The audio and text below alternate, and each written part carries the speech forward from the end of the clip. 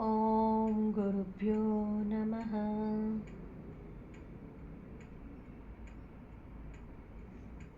सदाशिवसमारम्भां शङ्कराचार्यमध्यमाम् अस्मत्श्रीगुरुपर्यन्तां वन्दे गुरुपरम्पराम्।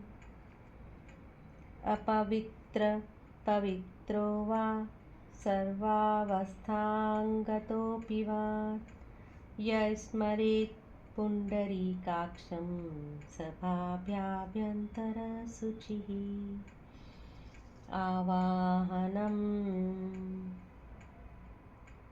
नारायणं पद्मभवं वसिष्ठं शक्तिं च तत्पुत्रपराशरं च व्यासं सुखं गौडपदं महान्तं गोविन्दयोगीन्द्रमथास्य शिष्यम् श्रीशङ्कराचार्यमथास्य पद्मपादं च हस्तामलकं च शिष्यं तन्त्रोटकं वार्तिककारमन्यान् अस्मद्गुरुं सन्ततिमानतोऽस्मि।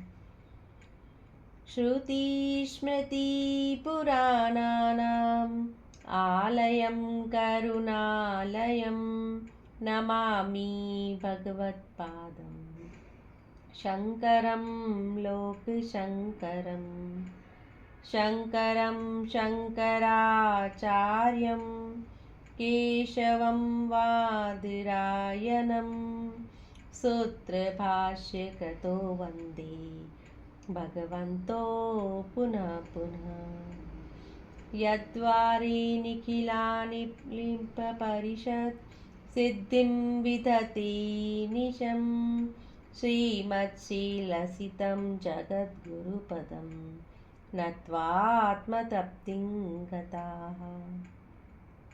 लोकाज्ञानपयोधिपाठनधुरं श्रीशङ्करं शर्मदम् ब्रह्मानन्दसरस्वतीं गुरुवरं ध्यायामि ज्योतिर्मयम्। आवाहनं समर्पयामि श्रीगुरुचरणकमलेभ्यो नमः। आसनं समर्पयामि श्रीगुरुचरणकमलेभ्यो नमः। स्नानं समर्पयामि श्रीगुरुचरणकमलेभ्यो नमः। वस्त्रं समर्पयामि श्रीगुरुचरणकमलेभ्यो नमः। चन्दनं समर्पयामि श्रीगुरुचरणकमलेभ्यो नमः। अक्षितां समर्पयामि श्रीगुरुचरणकमलेभ्यो नमः। पुष्पं समर्पयामि श्रीगुरुचरणकमलेभ्यो नमः। धूपं समर्पयामि श्रीगुरुचरणकमलेभ्यो नमः। दीपं समर्पयामि श्रीगुरुचरणकमलेभ्यो नमः। आचमनीयं समर्पयामि श्रीगुरुचरणकमलेभ्यो नमः। नैवेद्यं समर्पयामि श्रीगुरुचरणकमलेभ्यो नमः। आचमनीयं समर्पयामि श्रीगुरुचरणकमलेभ्यो नमः। ताम्बूलं समर्पयामि श्रीगुरुचरणकमलेभ्यो नमः। श्रीफलं समर्पयामि श्रीगुरुचरणकमलेभ्यो नमः। आरार्तिक्यम् कर्पूरगौरं करुणावतारं संसारिसारं भुजगेन्द्रहारं सदा वसन्तं हृदयारविन्दे भवं भवानी सहितं नमामि। आरार्तिक्यं समर्पयामि श्रीगुरुचरणकमलेभ्यो नमः। आचमनीयं समर्पयामि श्रीगुरुचरणकमलेभ्यो नमः।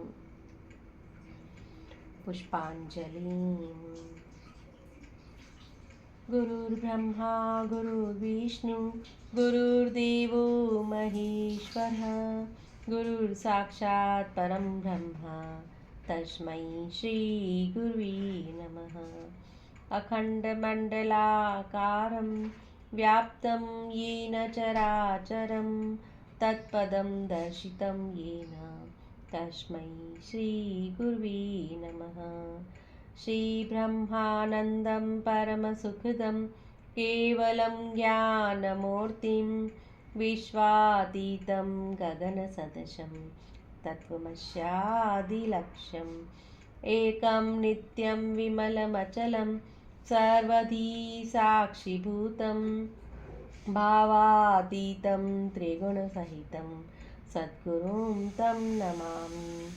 अज्ञानतिमिरान्धस्य ज्ञानाञ्जनशलाकया चक्षुरुन्मीलितं येन तस्मै श्रीगुरुवे नमः। पुष्पाञ्जलिं समर्पयामि श्री गुरुचरणकमलेभ्यो नमः।